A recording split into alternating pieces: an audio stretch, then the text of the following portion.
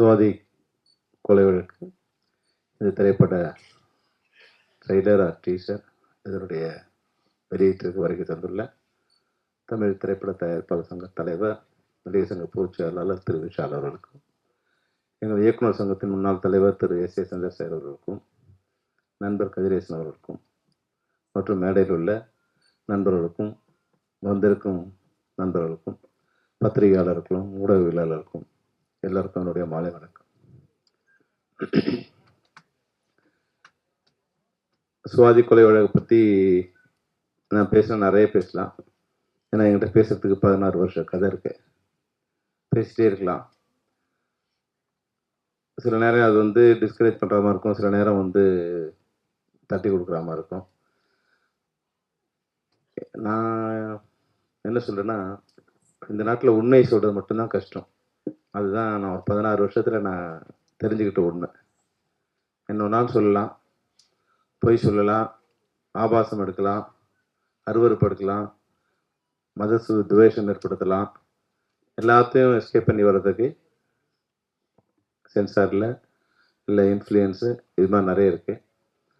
ஆனால் உண்மையை மட்டும் இந்திய திருநாட்டில் சொல்ல முடியாது. அதுதான் நான் தெரிஞ்சுக்கிட்ட உண்மை.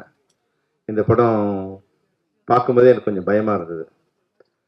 படத்தை பார்த்துல எப்படி இந்த பறவை குஞ்சு வல்லூர்களிடமிருந்து தப்பிச்சு எப்படி வெளியே வரப்போகுதுன்னு தான் எனக்கு இருந்த பயமே. ஆனால் ஸ்னேகன் சொன்னார் வந்து, நீங்கள் அன்றைக்கி இருக்கும்போது யாரும் இல்லை, உங்கள் கூட போராட்டத்துக்கு ஆள் இல்லை, இன்றைக்கி சில கோடி இளைஞர்கள் வந்து திரண்டிருக்காங்கன்னு சொன்னார். உண்மையிலே அது ஒரு பெரிய சக்தி தான். அந்த சக்தி ரமேஷ் செல்வனுக்கு பயன்பட்டால் தமிழ் திரைப்படத்துறைக்கு மட்டுமில்லை, தமிழ்நாட்டுக்கே ஒரு பெரிய விடிவு அமையும்.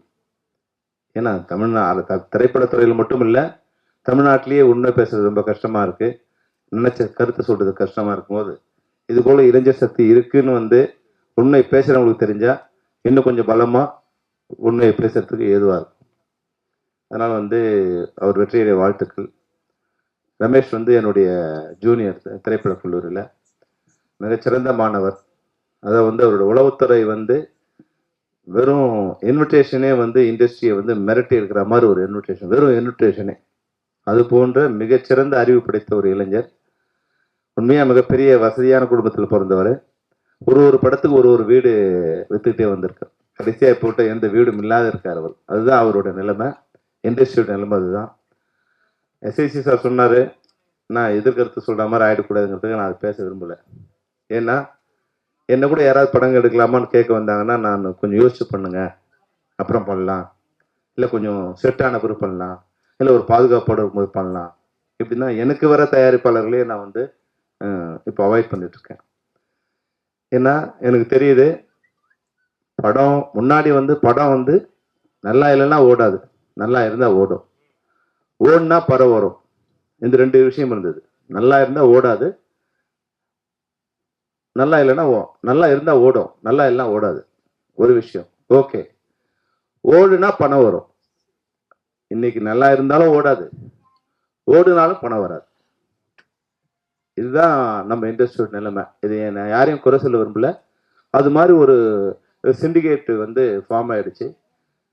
ஒரு இடத்துல ஒரு சிண்டிகேட் உட்காந்துட்டு ஒரு இதை வந்து என்ஜாய் பண்ணிட்டு இருக்காங்க. முன்னாடி இன்வெஸ்ட் பண்ணி என்ஜாய் பண்ணாங்க. இன்னைக்கு வித்தவுட் இன்வெஸ்ட்மெண்ட்டு, ஒன்லி இன்ஃப்ளூயன்ஸ். நான் இங்கே இருக்கேன், நீ அங்கே இருக்க, நீ ஒன்றை பார்த்துக்க, நான் எந்த பார்த்துக்கிறேன் அப்படிங்கிற மாதிரி தமிழ்நாட்டை சேர சோழ பாண்டியர்கள் மாதிரி கூறு போட்டு ஒரு இடத்துல ஒரு ஆளுமை பண்ணிக்கிட்டு யாரையும் படம் வந்து பண்ண விடாமல் ஒரு நடந்துக்கிட்டு இருக்கு. எங்கேயுமே உற்பத்தியாளன் தான் அந்த தன் பொருளுக்கு விளைவிப்பான். எதுவாக இருந்தாலும், அது நெல்லாக இருந்தாலும், மிளகாயாக இருந்தாலும், சோப்பாக இருந்தாலும், ஏர்பஸ்ஸாக இருந்தாலும், உற்பத்தியாளன் என்னோட உற்பத்தி செலவு எவ்வளோ, இதுக்கு சேர்த்து எனக்கு லாபம், இதுக்கான விலை இது அப்படின்னு உற்பத்தியாளன் தான் விளைவிப்பான். ஆனால் தமிழ் சினிமாவோட சாபம் மட்டும் வாங்குறவன் தான் விளைவிப்பான். இதுக்கு வாங்கிக்கலாம்ப்பா, இவ்வளோ கொடுத்துக்க அப்படிங்கிற மாதிரி நிலைமை.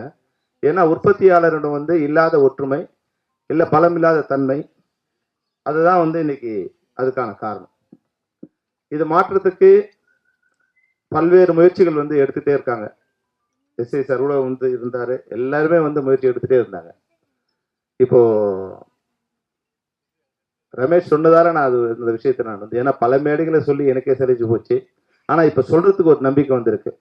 முன்னாடி சொல்லி அது நடக்காது போல ஒரு இது எனக்கு வந்து நான் வந்து அவாய்ட் பண்ணி விட்டேன். ஆனால் இப்போ சொன்னால் நடக்குமோ அப்படிங்கிற நம்பிக்கை என் மனசில் ஏற்பட்டிருக்கு. அதனால அது விஷால் வந்து வந்திருக்கும் போது அந்த நம்பிக்கை வந்து ஏற்பட்டிருக்கு. உண்மையாகவே வந்து முன்னாடி இருந்த நிலைமை வேற, நான் இப்போ சொன்னால் நடக்குமோ, இல்லை எதையாவது ஒன்று பண்ணி இந்த இண்டஸ்ட்ரியை வந்து ஒரு பவுண்டரிக்குள்ளே கொண்டு வராங்களோ அப்படிங்கிற ஒரு நிலைமை இன்னைக்கு இண்டஸ்ட்ரிக்குள்ள ஏற்பட்டிருக்கு. அதனால இது சரியா நடந்தா என்ன, இந்த திரைப்படம் சார் சொன்ன மாதிரி நிச்சயமா ஓடும், நிச்சயமா ஓடும். எப்போ ஓடும்? மேலே வந்து பானை இருக்கு, பானையில் தண்ணி ஊத்துறோம், ஒரு டியூப் இருந்தால் சுவிட்ச் அது திருகுனா ஒரு குழாயில் தண்ணி ஊற்றணும், தண்ணி அதில் வரும். இப்படி நிலைமை இருந்தால் நிச்சயமா வந்து அந்த தண்ணி வந்து தயாரிப்பாளருக்கு இல்லை பயன்படுறவங்க வரும். ஆனால் இன்னைக்கு 100 ஓட்டை இருக்குது. இதில் நீ எவ்வளோ தண்ணி ஊற்றினாலும் அது ஒரு ஓட்டை வழியாக ஒரு ஆள் குடிச்சிட்டே இருப்பான். ஆன்லைன் ஒரு திருடன், அவன் ஓட்டையில் குடிப்பான். திருட்டு வீசிட்டு ஒரு திருடுவேன், அவன் ஒரு ஓட்டையில் குடிப்பான். கேபிள் டிவின்னு ஒரு திருடன், அவன் ஒரு ஓட்டையில் குடிப்பான். பல்வேறு ஓட்டைகள், இப்போ பேர் சொன்னால் வருத்தப்படுற மாதிரி பல்வேறு ஓட்டைகள் இருக்கு, அவங்கவுங்க குடிச்சிட்டே இருப்பாங்க. நம்ம மட்டும் அந்த குழாயை திறந்து வச்சுட்டே இருப்போம், அதில் ஒரு சொட்டு தண்ணி கூட வராது. அதுதான் இப்போ இந்த ஓட்டையெல்லாம் அடைக்கணும். இந்த ஓட்டையெல்லாம் அடைக்கலான்னு போனா குடிச்சுக்கிட்டு இருக்க விட மாட்டேங்கிறான். சும்மாவே குடிக்கிறான் இல்லையா, பணமே போடாம அதை என்ஜாய் பண்றான் இல்லையா, அவன் நம்மள வில்லன் ஆக்குறான், வேலை இல்லாதவனும் ஆக்குறான். இல்லை வந்து இவனுக்கு சும்மா கத்துறானுங்கன்னு ஒரு கழிவு கொண்டு வரான். இவனுங்கெல்லாம் தெரியாது, எக்ஸ்பீரியன்ஸ் இல்லைன்னு சொல்றான். என்னென்னமோ பல்வேறு காரணங்களை சொல்லி அதை பலவீனப்படுத்த முயற்சிக்கிறாங்க. அது இப்போ ஏன் நடக்கும்னு நினைக்கிறேன்னா, முன்னாடி இப்போ எனக்கு கூட வந்து இப்போ வந்து ஒரு பயம் இருக்கு. ஏன் இப்போ நான் படம் எடுக்கலைன்னா யோசிக்கிறேன். நான் வந்து யோசிச்சு 100 ரூபா போகிறோம், அது வரும், இது வரும், இது ஒன்றும் வராதுப்பா, சரி வாங்க நான் படம் எடுக்கலாம். அதனால நான் படமே எடுக்கிறது இல்லை. யோசிக்காத ஒருத்தர் தான் இதெல்லாம் சாதிக்க முடியும். அதனால் விஷால் எதையுமே யோசிக்கிறது இல்லை. இப்போ நான் அவர்கிட்ட நெருங்கி பழகின பிறகு எதையும் யோசிக்கிறது இல்லை.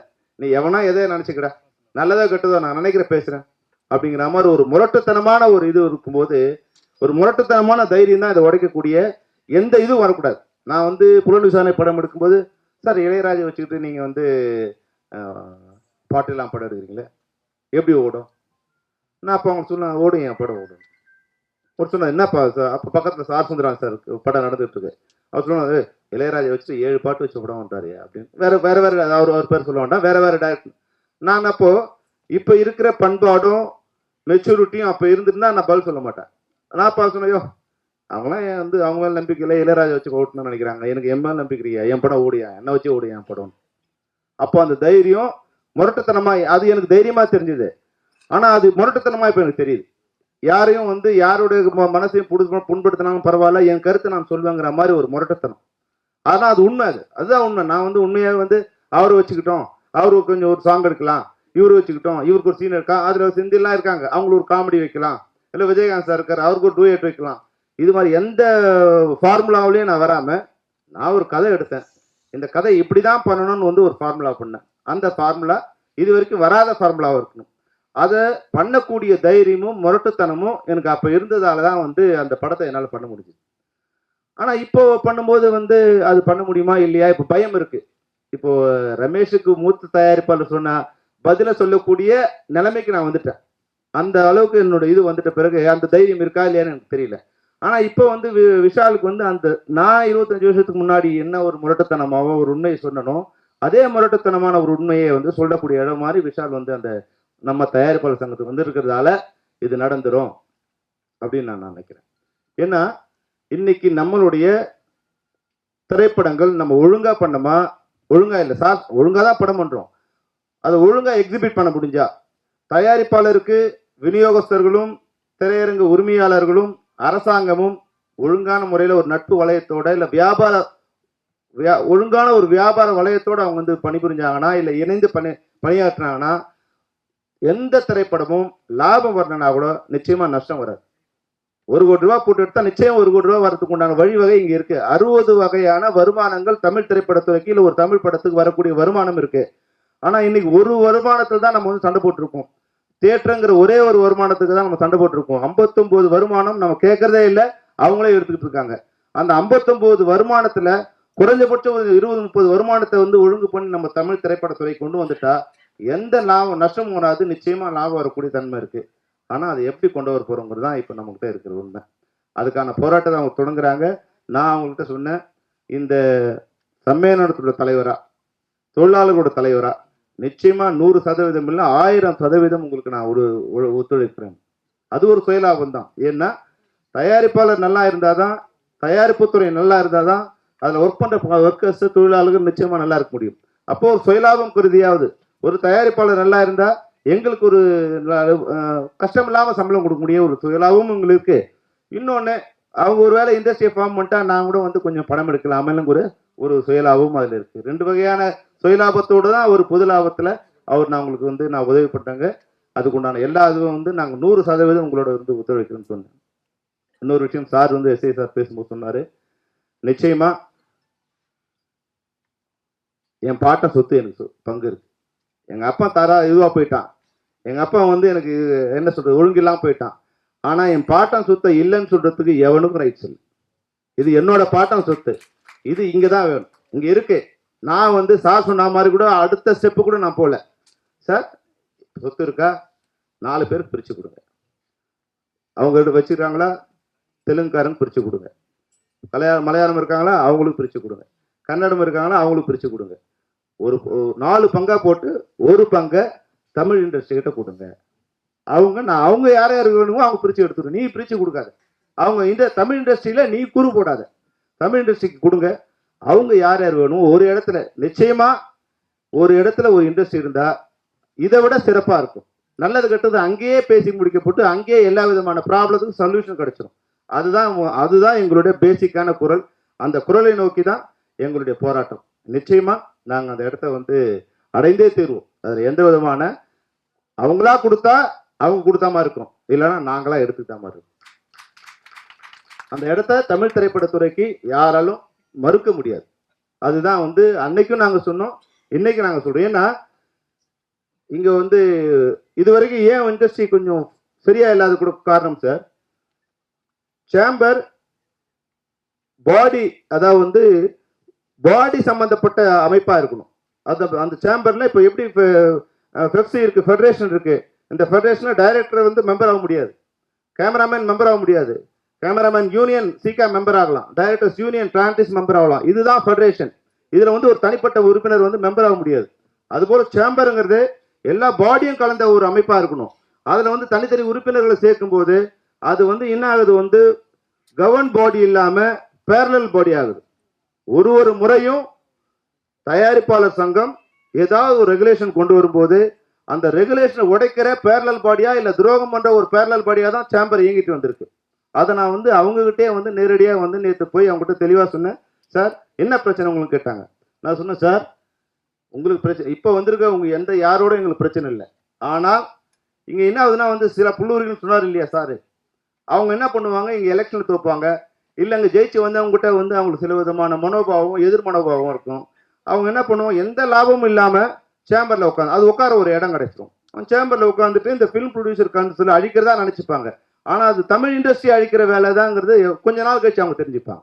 அது மாதிரி வந்து பண்ணி தான் இந்த ஒரு 20-25 வருஷத்துல Tamil south Indian film chamber become the parallel body of Tamil producer council. அதுதான் வந்து நம்ம சரியா இயங்க முடியாம போனது மிகப்பெரிய காரணம். அதையும் நான் அவங்க கிட்ட சொன்னேன், சார் இடம் கேட்கறது எங்களோட நோக்கம், இடம் கேட்டு தான் நாங்க வந்திருக்கோம். ஆனாலும் இது மாதிரி நிலைமை காரணம் இதுதான். அதனால வந்து இப்போ வந்து ஆந்திராவில் சேம்பர் இருக்கு, ப்ரொடியூசர் கவுன்சில் இருக்கு. ஆனா ஒரு அதிகாரத்தை 2 பேர் ஷேர் பண்றது இல்லை. டைட்டில் யார் ரெஜிஸ்டர் பண்றது, ஒருத்தர் தான் டைட்டில் ரெஜிஸ்டர் பண்ணலாம். பெர்மிஷன் யார் வாங்க, அரசாங்கத்தோட யார் பேசுறது, ஒருத்தர் தான் பண்ணலாம். அப்போ அந்த அதிகார போட்டி இல்லாததால அந்த இண்டஸ்ட்ரி என்ன பாதிப்பு வந்தாலும் தன்னை பாதுகாக்கக்கூடிய அளவுல இருக்கு. இங்க என்ன ஆகுதுன்னா, நீ டைட்டில் ரெஜிஸ்டர் பண்ணா நான் டைட்டில் ரெஜிஸ்டர் பண்ணுவேன். ஒருத்தர் தப்பு பண்றான், அவனை கண்ட்ரோல் பண்ணலாம், வந்து சென்சார் கிளியரன்ஸ் வரும்போது ஹோல்ட் பண்ணலாம்னா உடனே நான் சென்சார் கிளியரன்ஸ் பண்ணி அந்த படத்தை ரிலீஸ் பண்ணிடுவேன். உன் படத்தை ரிலீஸ் பண்ணும்போது இந்த பிரச்சனை சால்வ் பண்ணலாம்னா நான் உன் படத்தை ரிலீஸ் பண்ணி கொடுத்துருவேன். இதெல்லாம் இருக்கு. இதெல்லாம் வந்து கொஞ்சம் வந்து நம்ம ஷட் டவுன் பண்ணி இந்த வேலையை முடிச்சு ஸ்டார்ட் பண்ணலாம்னா நான் அந்த ஷட் டவுன் இல்லாம நான் வந்து ஒர்க் நடத்தி காமிப்பேன். அந்த ஷட் டவுனை பிரேக் பண்றது தான் வந்து அவங்களோட நோக்கமா இருக்க தவிர இந்த இண்டஸ்ட்ரியை காப்பாற்றணுங்கிறது எதிர்நோக்கமா ஆயிடுது, அதை காப்பாத்துறது இல்லை. அதுதான் வந்து இன்னைக்கு வந்து சார் சொன்னார் இல்லைங்களா, 75 லட்சம் படம் இருந்த பிறகு 75 லட்சம் ரூபாய் வந்து திருப்பி பங்கு போடுறதுல இருந்த போட்டி, இன்னைக்கு சார் வந்து ஒரு விஷயம் சொன்னாரு, அன்னைக்கு பல கோடியை நான் சம்பாதிச்சேன் இந்த இண்டஸ்ட்ரி தான். ஆனா அவர் மனசாட்சி திறந்து பார்த்தார்னா கடந்த ஒரு 5-6 வருஷங்கள்ல அவர் தயாரிப்பாளரா அவர் வந்து அதுக்குண்டான இது வந்து எடுத்திருக்காரா இல்லையான்னு என்னால் சொல்ல முடியாது. நல்ல படம் எடுத்திருக்காரு, அன்னை நெஞ்சுக்கு நிதி எடுத்த மாதிரி இன்னைக்கு நல்ல படம் ஒன்று எடுத்தாரு. ஆனா அதன் மூலம் ஒரு லாபம் அடைஞ்சாருன்னா இல்ல. சினிமா மேல இருக்கிற அன்புல காதல்ல என்ன சொல்றாரு, அது மாதிரிலாம் பேசக்கூடாது அப்படின்னு சொல்றாரு. ஆனா பயத்துல ஒரு உண்மையை நான் சொல்றேன், இது இப்போ வந்து அது பாதுகாப்பாம இல்லாம இருக்கு. அந்த பாதுகாப்பை நம்ம சேர்ந்தா உருவாக்க முடியும். அதுதான் வந்து இப்ப அந்த உண்மையை சார் நல்லா இருக்கு சார் நல்லா இருக்கு சார் சொல்லிட்டு என் உடம்புல வந்து எல்லா விதமான நோயை வச்சுக்கிட்டு நல்லா இருக்குன்னு சொல்றது வந்து வெளிப்படையா ஒரு சும்மா ஒரு பேச்சுக்கு இருக்குமே தவிர உண்மையா இருக்காது. முதல்ல நான் நல்லா இல்லை, எனக்கு இந்த நோய் இருக்கு, இதை நான் முதல்ல கிளியரா ஒத்துக்கணும். அதுபோல இண்டஸ்ட்ரி அதை ஒத்துக்கிட்டு அதுக்குண்டான மருந்தை அதுக்குண்டான டாக்டர் கிட்ட போயிட்டு அது சரி பண்ண வேண்டியது இன்னைக்கு காலகட்டம். இந்த 2 வருஷத்துக்குள்ள அது நடந்துடணும். நடந்தாதான் நடந்தாதான் நடக்கும், இல்லைன்னா எதிர்காலத்தில் நடக்குமான்னு என்னால சொல்ல முடியாது சார். ஏன்னா எதிர்காலத்தில் என்ன நடக்கும்னு சொல்லணும். இப்ப வந்து மிகப்பெரிய ஒரு நம்பிக்கை ஏற்பட்டிருக்கு. இந்த நம்பிக்கையை விஷால் கூட வந்து எப்படியாவது அதாவது வந்து அதிகமான எதிரிகளை சேர்க்காம, நிறைய நம்ம திருமண பக்கம்லாம் எதிரிக்கு தான், ஆனா எதிரிகளெல்லாம் ஒன்றும் சேர்க்காம ஒரு எதிரியா சந்திச்சு ஜெயிக்கிறது தான் நல்ல புத்தியாலித்தனமான ஒரு வேலையா இருக்கும். அதனால விவேகத்தையும் கையில் எடுத்துக்கிட்டு இந்த தமிழ் திரைப்படத்துறையை நீங்க காப்பாற்ற முயற்சிக்கணும். அந்த முயற்சிக்கு நாங்க சம்மேளனத்தோட 100% ஆதரவை உங்களுக்கு கொடுப்போம். தமிழ் திரைப்படத்துறைக்கு நிச்சயமா வளமான எதிர்காலம் நமக்கு வரும். அதற்கு முதல் படமா இந்த சுவாதி கொலை வழக்கு அமைய வேண்டும் என்று வாழ்த்து விடைபெறுகிறேன். நன்றி, வணக்கம்.